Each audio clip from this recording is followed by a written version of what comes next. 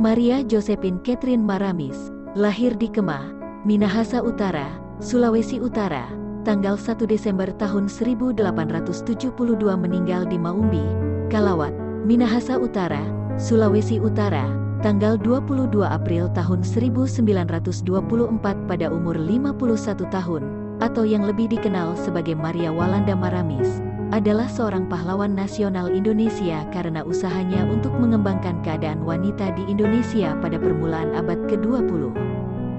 Setiap tanggal 1 Desember masyarakat Minahasa memperingati Hari Ibu Maria Walanda Maramis, sosok yang dianggap sebagai pendobrak adat, pejuang kemajuan dan emansipasi perempuan di dunia politik dan pendidikan.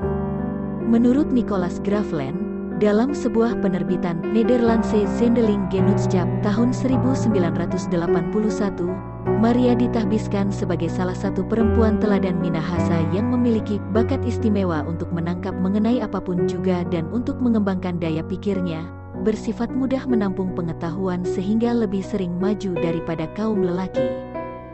Untuk mengenang jasanya, telah dibangun patung Walanda Maramis yang terletak di Kelurahan Komo Luar, Kecamatan Menang, sekitar 15 menit dari pusat kota Manado yang dapat ditempuh dengan angkutan darat. Di sini, pengunjung dapat mengenal sejarah perjuangan seorang wanita asal bumi Nyiur Melambai ini. Fasilitas yang ada saat ini adalah tempat parkir dan pusat perbelanjaan.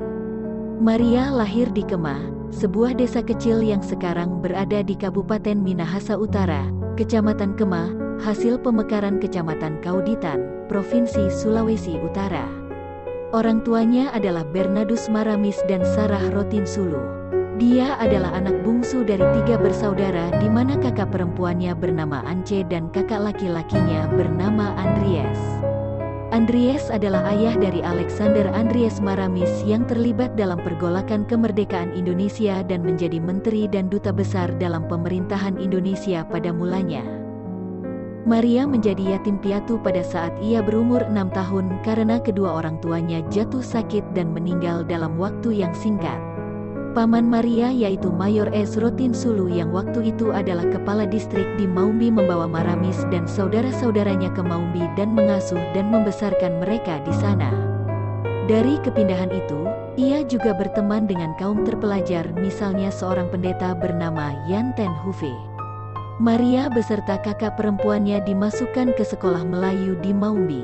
Sekolah itu mengajar ilmu dasar seperti membaca dan menulis serta sedikit ilmu pengetahuan dan sejarah.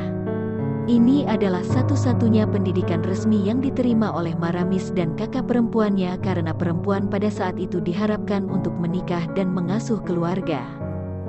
Pada akhir abad 19 dan awal abad 20 terbagi menjadi 8 kelompok etnis, Walak, yang berada dalam proses ke arah satu unit geopolitik yang disebut Minahasa dalam suatu tatanan kolonial Hindia Belanda.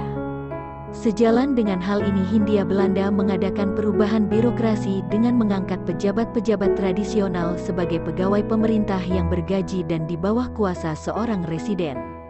Komersialisasi agraria melahirkan perkebunan-perkebunan kopi dan kemudian kopra membuat ekonomi ekspor berkembang pesat, penanaman modal mengalir deras, dan kota-kota lain tumbuh seperti Tondano, Tomohon, Kakaskasen, Sonder, Romboken, Kawangkoan, dan Langowan. Setelah pindah ke Manado, Maramis mulai menulis opini di surat kabar setempat yang bernama Cahaja Siang. Dalam artikel-artikelnya, ia menunjukkan pentingnya peranan ibu dalam keluarga di mana kewajiban ibu untuk mengasuh dan menjaga kesehatan anggota-anggota keluarganya. Ibu juga yang memberi pendidikan awal kepada anak-anaknya. Menyadari wanita-wanita muda saat itu perlu dilengkapi dengan bekal untuk menjalani peranan mereka sebagai pengasuh keluarga, Maramis bersama beberapa orang lain mendirikan Percintaan Ibu kepada Anak Temurunannya, PIKAT, pada tanggal 8 Juli tahun 1917. Tujuan organisasi ini adalah untuk mendidik kaum wanita yang tamat sekolah dasar. Lebih spesifik, tujuan dari organisasi ini adalah menyediakan suatu waktu bagi kaum perempuan Minahasa agar mereka dapat saling bergaul dan mengenal membawa masa depan pemuda Minahasa.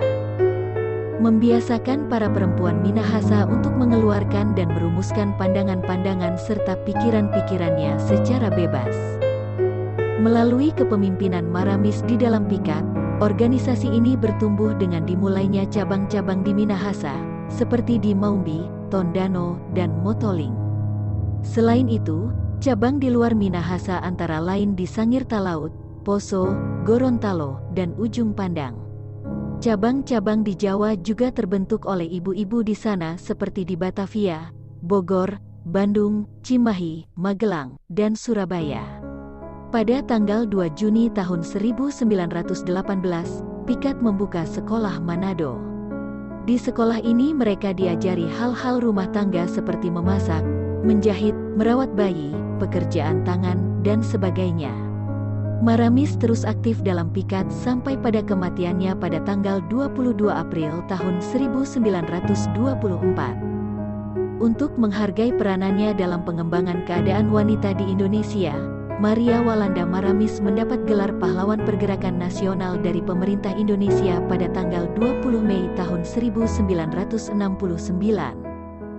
Pada tahun 1919, sebuah badan perwakilan dibentuk di Minahasa dengan nama Minahasa Rat. Mulanya anggota-anggotanya ditentukan, tetapi pemilihan oleh rakyat direncanakan untuk memilih wakil-wakil rakyat selanjutnya. Hanya laki-laki yang bisa menjadi anggota pada waktu itu, tetapi Maramis berusaha supaya wanita juga memilih wakil-wakil yang akan duduk di dalam badan perwakilan tersebut. Usahanya berhasil pada tahun 1921 di mana keputusan datang dari Batavia yang memperbolehkan wanita untuk memberi suara dalam pemilihan anggota-anggota Minahasa Rat. Maramis menikah dengan Joseph Frederick Calusung Walanda, seorang guru bahasa pada tahun 1890. Setelah pernikahannya dengan Walanda, ia lebih dikenal sebagai Maria Walanda Maramis. Mereka mempunyai 3 anak perempuan. 2 anak mereka dikirim ke sekolah guru di Betawi, Jakarta. Salah satu anak mereka, Ana Matuli Walanda, kemudian menjadi guru dan ikut aktif dalam Pikat bersama ibunya.